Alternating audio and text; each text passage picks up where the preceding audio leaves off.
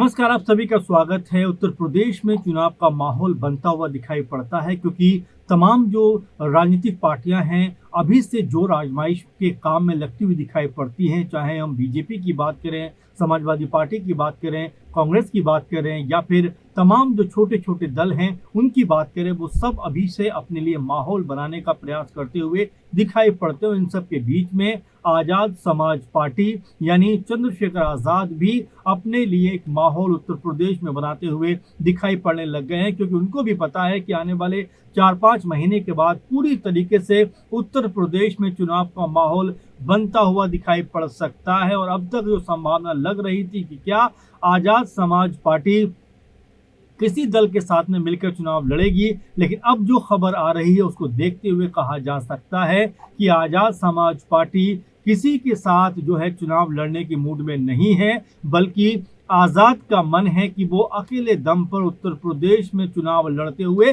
दिखाई पड़ जाएं। क्योंकि जिस तरह से अभी हाल ही में उन्होंने सत्ता परिवर्तन रैली की, यात्रा की, उसके जरिए बताने का प्रयास किया कि आजाद समाज पार्टी की ताकत किस तरह से उत्तर प्रदेश में बढ़ती हुई दिखाई पड़ती है। उन्होंने सत्ताधारी दल को पार्टी को यहाँ पर घेरा, उन्होंने सरकार को घेरा, उन्होंने सीएम योगी को भी घेरा और तमाम तरह के निशाने यहाँ पर साधते हुए दिखाई पड़े। उन्होंने कई मुद्दों को लेकर कह सकते हैं कि यात्रा के दौरान इन मुद्दों को उठाया, जिनमें अगर हम बात करें तो यहाँ पर शिक्षा का मुद्दा, रोजगार का मुद्दा, इसके साथ ही शराबबंदी को लेकर भी उन्होंने अपनी आवाज़ बुलंद की। साथ ही उन्होंने जो मजदूर की न्यूनतम मजदूरी होनी चाहिए उसको भी 750 रुपये करने का ऐलान किया। यानी कि एक तरीके से वो पूरी तरीके से उस वर्ग को टारगेट करना चाह रहे हैं जो कहीं ना कहीं रोजगार को लेकर परेशान है, शिक्षा को लेकर परेशान है, साथ ही जो ज़मीनी मुद्दे होते हैं उनमें कहीं ना कहीं दिक्कत फेस करता हुआ दिखाई पड़ता है जो वर्ग, उसके लिए वो खड़े होना चाहते हैं।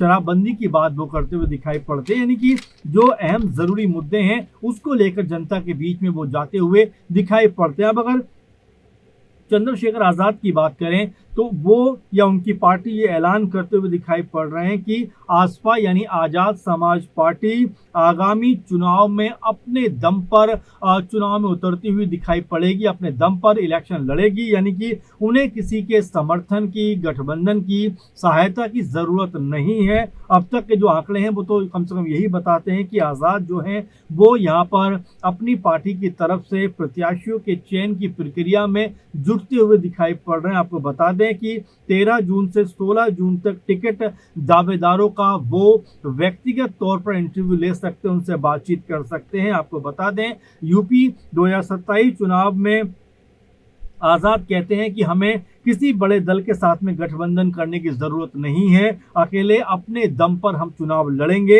इस बात की जो है पुष्टि वो करते हुए फिलहाल नजर आ रहे हैं। और ये भी कहा जा रहा है कि लखनऊ में अगले 4 दिन तक टिकट के दावेदारों से वो खुद बातचीत करेंगे, उनका इंटरव्यू लेते हुए दिखाई पड़ेंगे और मजबूत दावेदार जो उनको लगेंगे वो उनको फाइनल भी करेंगे। ये कहना है आसपा की तरफ से जो नेता हैं उनका। और साथ में आपको ये भी बता दें कि 13 से 18 जून तक वो लखनऊ में प्रवास करेंगे। इस दौरान विधानसभा चुनावों में दावेदारी करने वाले उम्मीदवार व्यक्तिगत तौर पर उनसे मिलेंगे। ये इंटरव्यू सिर्फ औपचारिक भर नहीं होगा, बल्कि इसे पास करना जरूरी होगा, अनिवार्य होगा। उम्मीदवार के लिए पार्टी की कसौटी पर उतरना आवश्यक, यानी कि पार्टी की तरफ से जो नियम बनाए गए हैं उनके ऊपर जो भी उम्मीदवार होंगे, जो भी अपना दावा पेश करेंगे, उनके ऊपर खरा उतरना जरूरी है, तभी उनके नाम पर विचार किया जा सकता है। ये बात आसपा की तरफ से कही जा रही है। यानी कि एक तरीके से साफ हो जाता है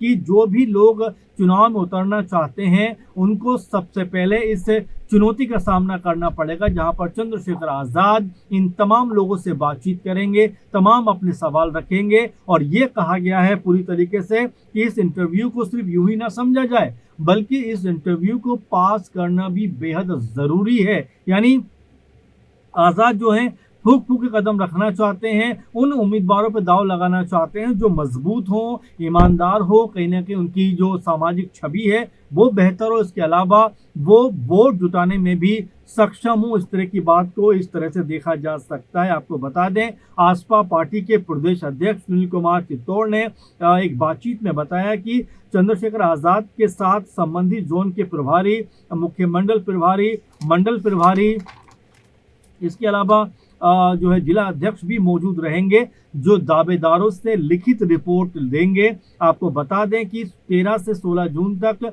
मंडलवार इंटरव्यू होंगे और तय कार्यक्रम के मुताबिक 13 जून को जोन 1 यानी सहारनपुर, मेरठ, मुरादाबाद मंडल के प्रतिनिधियों के साथ में इंटरव्यू किया जाएगा। 14 जून को जोन 2 यानी बरेली, आगरा और अलीगढ़ मंडल का इंटरव्यू होगा। इसके साथ ही जोन 3 के कानपुर, चित्रकूट और झांसी मंडल के जो प्रतिनिधि होंगे उनके साथ यहाँ पर बातचीत होगी। साथ ही 15 जून को जोन 4 यानी लखनऊ, अयोध्या, देवीपाटन मंडल, गोरखपुर, बस्ती, आजमगढ़ मंडल के इंटरव्यू होंगे और आखिरी दिन यानी 16 जून को जो है वाराणसी, मिर्जापुर और प्रयागराज मंडल के लिए जो भी प्रत्याशी उम्मीदवार अपने आप को आगे लेकर आना चाहते होंगे, दावेदारी पेश करना चाहते होंगे, उनको लेकर बातचीत होती हुई दिखाई पड़ेगी। यानी आज़ाद जो हैं वो अब यूं ही चुनाव में नहीं जाना चाहते, आज़ाद जो हैं वो यूं ही चुनाव में नहीं उतरना चाहते, बल्कि वो अपने प्रत्याशियों को नाप तोल करना चाहते हैं, उनकी पूरी परख करना चाहते हैं, कसौटी पर खड़ा करना चाहते हैं,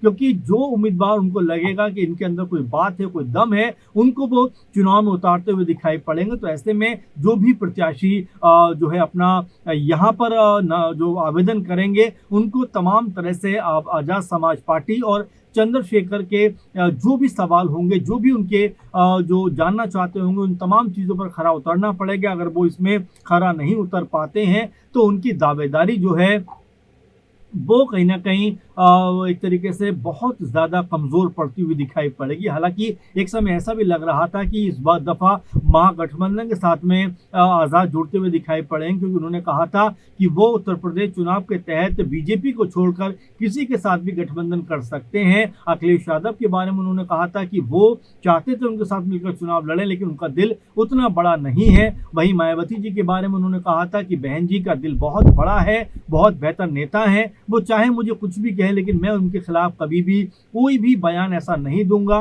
जिससे उनको तकलीफ पहुंचती हुई दिखाई पड़े। यानी कि आज़ाद ने खुले तौर पर यह ऐलान किया था कि जो भी आना चाहता है उनके घर का दरवाज़ा इतना बड़ा है कि वो आराम से उनके घर में आ सकता है। यानी उन्होंने तमाम दलों को ये जो है इस बात को इशारा किया कि अगर वो साथ मिलकर चुनाव लड़ना चाहते हैं तो कभी भी वो इनकार नहीं करेंगे। लेकिन इस खबर से तो ऐसा लगता है, इस पूरे बयानों से तो ऐसा लगता है कि आज़ाद समाज पार्टी के साथ में जो गठबंधन होना चाहिए था, जिस तरह से आपस में तालमेल होना चाहिए था, जो भी दल थे जिनकी तरफ वो इशारा कर रहे थे, ऐसा लगता है कि वो तालमेल बनता हुआ नजर नहीं आता है। इसीलिए चंद्रशेखर आज़ाद इस तरह की बात को करते हुए दिखाई पड़ते हैं कि आने वाले 4-5 दिन तक वो लगातार इंटरव्यू करेंगे, लगातार बातचीत करेंगे उन लोगों से जो उम्मीदवार बनना चाहते हैं आसपा की तरफ से, यानी आज़ाद समाज पार्टी की तरफ से। वो देखना चाहते हैं कि उन लोगों की छवि कैसी है, क्या वाकई में उनके नाम पर वोट आ सकते हैं, क्या वाकई में उनके नाम पर जो है पार्टी को तवज्जो मिलती हुई दिखाई पड़ेगी। तो लखनऊ में 3 से 4 दिन तक लगातार चंद्रशेखर आज़ाद इन लोगों के इंटरव्यू एक तरीके से करते हुए नजर आएंगे, या इनसे डायरेक्टली मिलते हुए दिखाई पड़ेंगे कि अगर हम आपको टिकट दें तो क्यों दें, इसको आपको बताना पड़ेगा। जिस तरह से आज़ाद पूरा माहौल उत्तर प्रदेश में बना के चल रहे हैं, जिस तरह से अभी से अपनी पार्टी को मजबूत एक आधार देने का प्रयास कर रहे हैं कि यूं ही किसी के नाम पर मोहर नहीं लगा देनी, बल्कि उसके बारे में सही गलत, अच्छा बुरा जो भी चीज़ें हैं वो पहले देख परख कर ही उसके बाद अंतिम मोहर लगाई जाए। और जिस तरह से आज़ाद ने ये पहल की है, कितनी सफलता उनको इस पहल में मिलती हुई दिखाई पड़ेगी और कितने उम्मीदवार वो इसके जरिए तय करते हुए दिखाई पड़ेंगे। क्योंकि अभी उन्होंने जो यात्रा की थी वो पश्चिम उत्तर प्रदेश में यात्रा थी, जिसमें बिजनौर से लेकर मेरठ तक उन्होंने कई जिलों को कवर करते हुए यात्रा की और इस दौरान उन्होंने तमाम मुद्दों को भी सामने रखा, जिसमें उन्होंने सत्ता परिवर्तन रैली का नाम इस यात्रा को दिया था, जिसमें वो कहते हुए दिखाई पड़े कि हमें हमारी जो पार्टी है वो शिक्षा, रोजगार के मुद्दे पर चुनाव लड़ेगी।